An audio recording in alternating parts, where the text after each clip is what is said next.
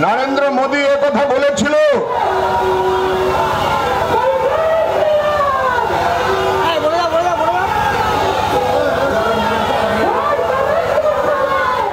এদেশের সবচেয়ে বড় মিথ্যাবাদী লোকটার নাম কি? নরেন্দ্র দাস দামোদর মোদী। তৃতীয় দফাতেই নরেন্দ্র মোদী বিদায়ের বিসর্জনের বাজনাটা বেজে গেছে। তৃতীয়বারের জন্য নরেন্দ্র মোদী দেশের ক্ষমতায় আসছেন না, এটা গ্যারান্টি তৈরি হয়ে গেছে। হিন্দিতে একটা কথা আছে, যে সরকার নিকম্মি হ্যায় ও সরকার কো বদলনি হ্যায়। দিল্লি সরকারটা নিকম্মা, ওটাকে বদলাতে হবে। আর ওই সরকারটা বদলালে মনে রাখবেন এই রাজ্যের সরকারটাও বদলে যাবে।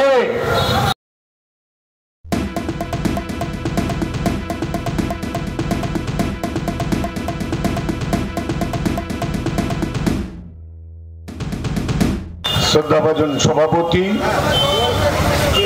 মঞ্চে উপস্থিত আমার অভিভাবক সমূহ, এদেশের এবং রাজ্যের কমিউনিস্ট আন্দোলনের অন্যতম নেতা স্বপনদা, আমাদের জেলা নেতৃত্ববৃন্দ, বাম কংগ্রেসের নেতৃবৃন্দ এবং আজকের এই মহতী সমাবেশে উপস্থিত আমার শ্রদ্ধাভাজন ব্যক্তি সুধীবৃন্দ, বন্ধুগণ, মা ও ভাই বোনেরা, আমার সামনে যারা বসে আছেন, আমাদের বেলদা বাজারে অনেক দূর পর্যন্ত মাইক দেওয়া আছে, যারা আমাদের আওয়াজ শুনতে পাচ্ছেন তাদের সবাইকে শ্রদ্ধা, শুভেচ্ছা, অভিনন্দন এবং ভালোবাসা জানাচ্ছি। শুনলেন আপনারা যে আমাদের দেশে সাধারণ নির্বাচন চলছে।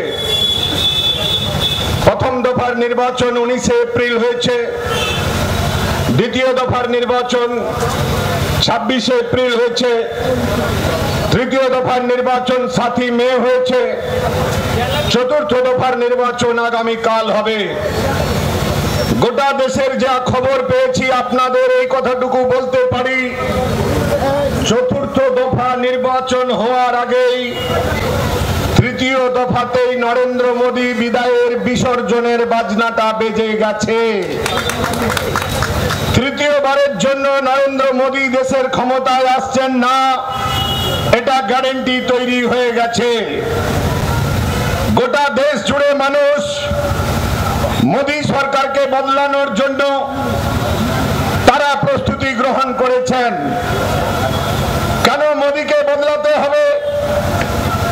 আমরা বলি একটা নিকম্মার সরকার। রাজ্যে একটা সরকার আছে, সেই সরকারটাও তৃণমূলের সরকার, এটাও নিকম্মার সরকার। হিন্দিতে একটা কথা আছে, যে সরকার নিকম্মি হ্যায় ও সরকার কো বদলনি হ্যায়। দিল্লি সরকারটা নিকম্মা, ওটাকে বদলাতে হবে। আর ওই সরকারটা বদলালে মনে রাখবেন এই রাজ্যের সরকারটাও বদলে যাবে। কেন আমরা ওই সরকার বদলাতে চাইছি? নরেন্দ্র মোদী এদেশের সবচেয়ে বড় মিথ্যাবাদী লোকটার নাম কি? হ্যাঁ, এদেশের সবচেয়ে বড় মিথ্যাবাদী লোকটার নাম কি? এত আস্তে বললে হবে না। মনে রাখবেন না যে আমরা শুধু মঞ্চে আছি বলে আমরা সব জানি, আমাদের চেয়ে অনেক বেশি আপনারা জানেন, কিন্তু আওয়াজটা জোর করতে হবে। এদেশের সবচেয়ে বড় মিথ্যাবাদী লোকটার নাম কি? নরেন্দ্র দাস দামোদর মোদী। দেশের প্রধানমন্ত্রীকে মিথ্যেবাদী বলছি কেন? কোন বিজেপির নেতারা শুনছেন? আমার বক্তব্য রেকর্ড হচ্ছে। পরশুদিন নদিয়াতে ছিলাম, সেখানেও রেকর্ড হয়েছে। কাল হলদিয়াতে ছিলাম, রেকর্ডিং হয়েছে।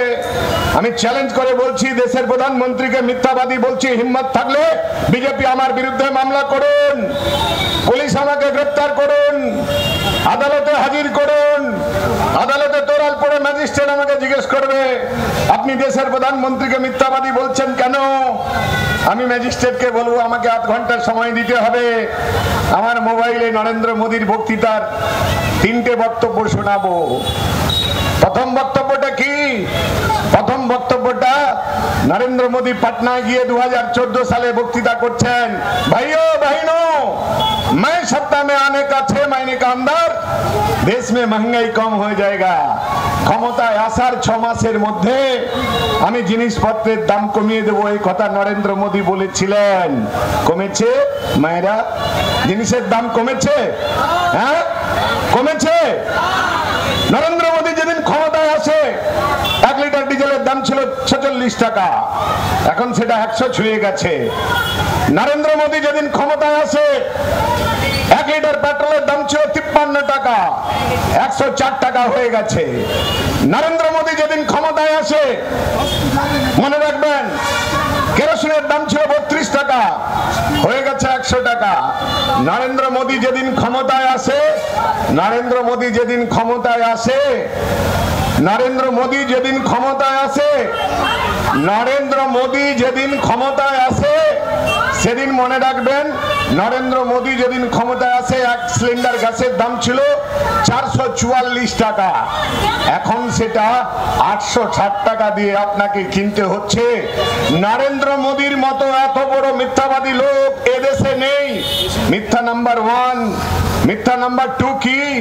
নরেন্দ্র মোদী বলেছিলেন मैं सत्ता में आने का बाद हर साल में 2 करोड़ नौजवान को रोजगार मिलेगा, বছরে 2 কোটি বেকারের চাকরি দেব, এই কথা নরেন্দ্র মোদী বলেছিল।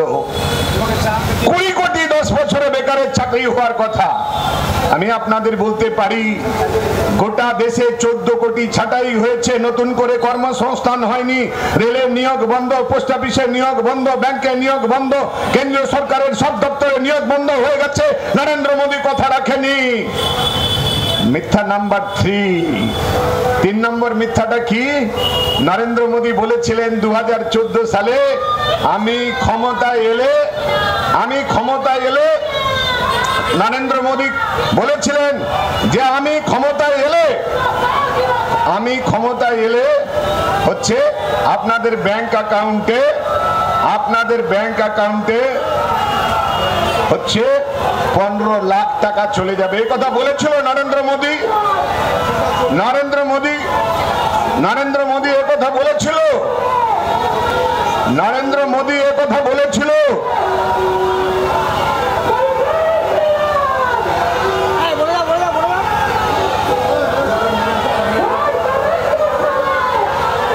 প্লিজ চুরি করবেন না।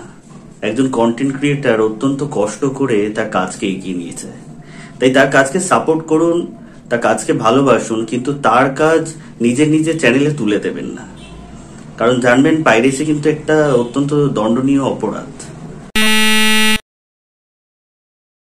আপনারা দেখছেন আওয়াজ, রোজকারের হক কথা। For more updates about Awaaz, please subscribe our YouTube channel Rajshekhar thali.